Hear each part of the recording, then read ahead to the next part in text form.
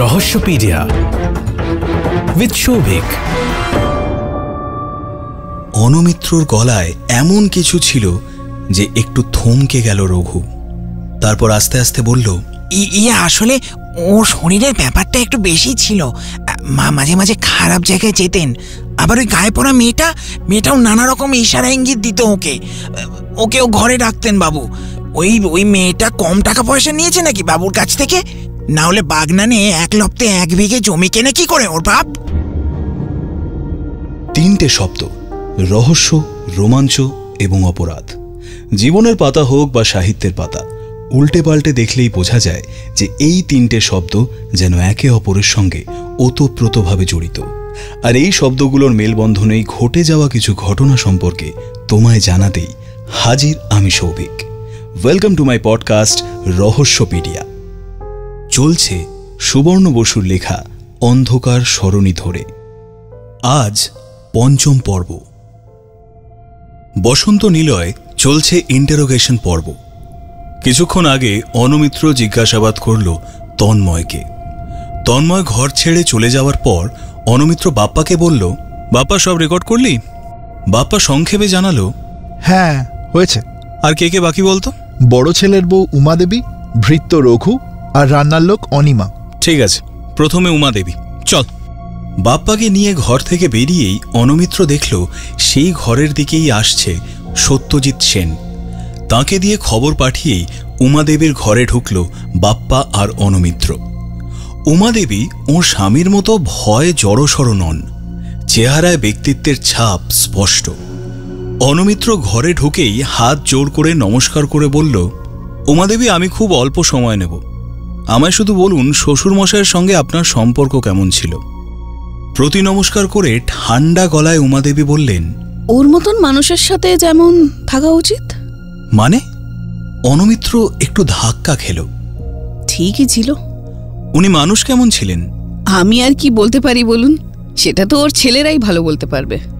অনুমিত্র কঠিন গলায় বলল, উমাদেবী, আপনি কিন্তু কোঅপারেট করছেন না। উমাদেবী কোনো উত্তর দিলেন না। অনুমিত্র ফের বলল, আচ্ছা উমাদেবী, মৃত্যুর রাত্রিরে আপনার সঙ্গে আপনার স্বামীর ঝগড়া হয়েছিল কি নিয়ে? আমার স্বামীর ব্যবসায় একটু সমস্যা চলছে, আমার গয়না নেওয়ার মতলব করছিলেন, তাই। ঠিক আছে, ধন্যবাদ, আপাতত এইটুকুই বলে কোনো রকমে জেরা শেষ করল অনুমিত্র। উমাদেবী চলে যাওয়ার পর খানিকক্ষণ চুপ করে বসে রইল অনুমিত্র। নীরবতা বাপ্পাই ভাঙল, বলল, এবার? চমক ভেঙে অনুমিত্র বলল, হ্যাঁ, রান্নাঘর। রান্নার মাসির যেন কি নাম? অনিমা। চল বলে উঠে পড়ল অনুমিত্র। রান্নাঘরের দিকে রওনা হলো ওরা দুজন। অনিমা মফস্বলী তরুণী, বয়স বছর 25-এর আশেপাশে।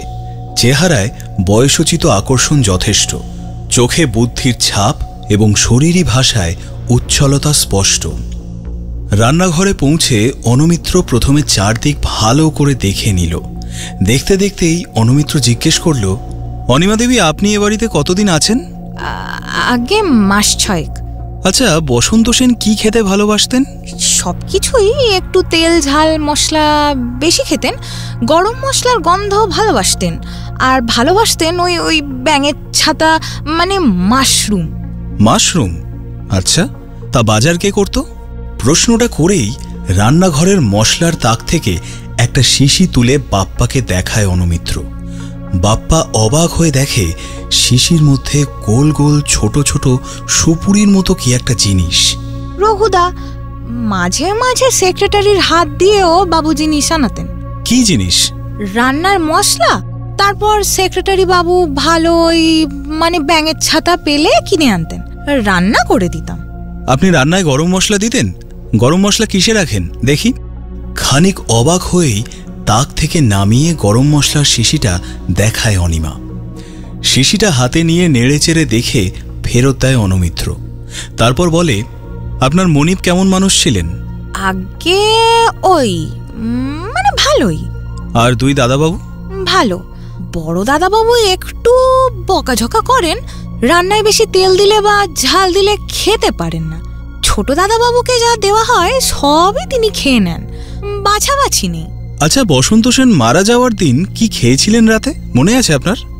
শাহী মাশরুম দিয়ে পরোটা, তেলকই দিয়ে ভাত, কখনো পুরো ভাত বা পুরো রুটি খেতেন না। শাহী মাশরুম আপনি রাতে জানেন?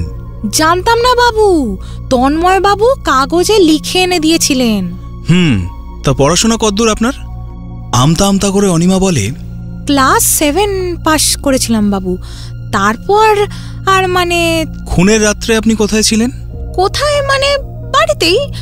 আমার শুতে শুতে 12টা বাজে, তারপর ঘুম ভাঙে সেই সকাল 6টায়। মাঝে কিছু তো জানতে পারিনি। ঠিক আছে, পরে দরকার হলে আবার কথা বলবো। আর হ্যাঁ, এই কদিন বাড়ি ছেড়ে কোথাও যাবেন না।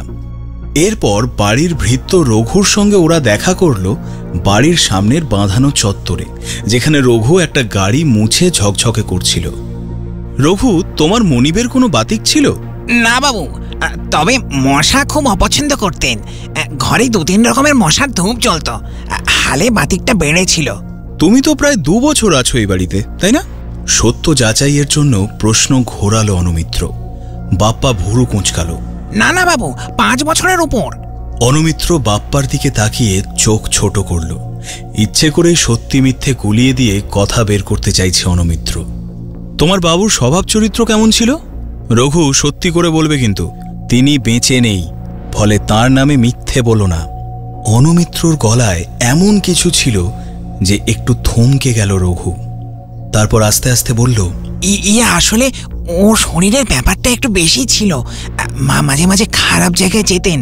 আবার ওই গায়ে পড়া মেয়েটাও নানা রকম ইশারা ইঙ্গিত দিত ওকেও ঘরে রাখতেন বাবু।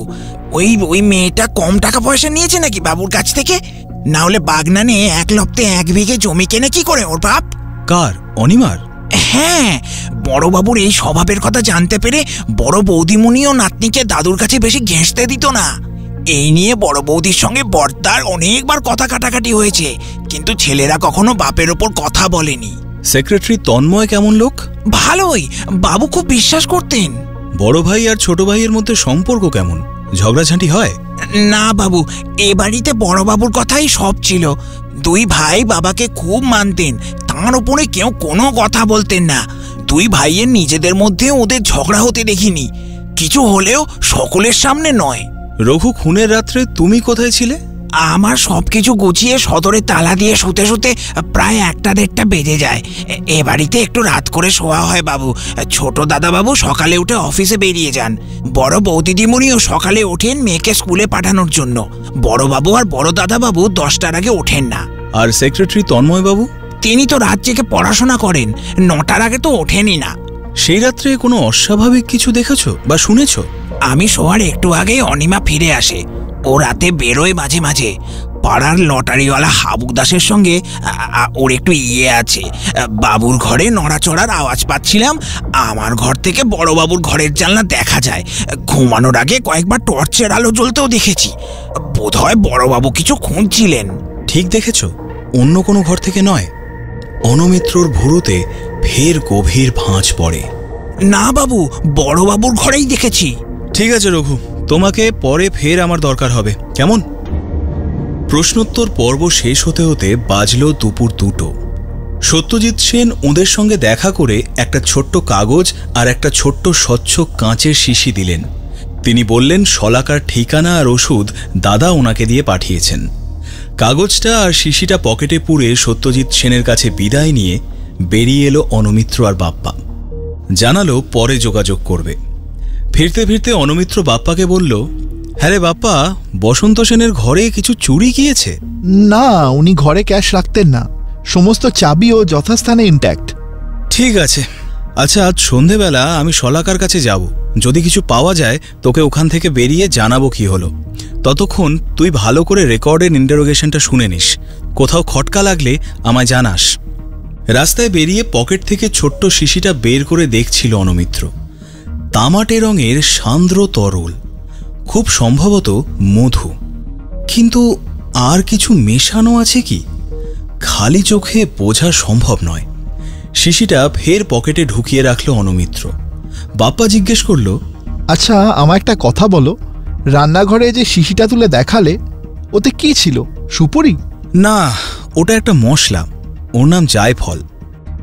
বড় রাস্তা থেকে একটা ট্যাক্সি ধরে অনমিত্র।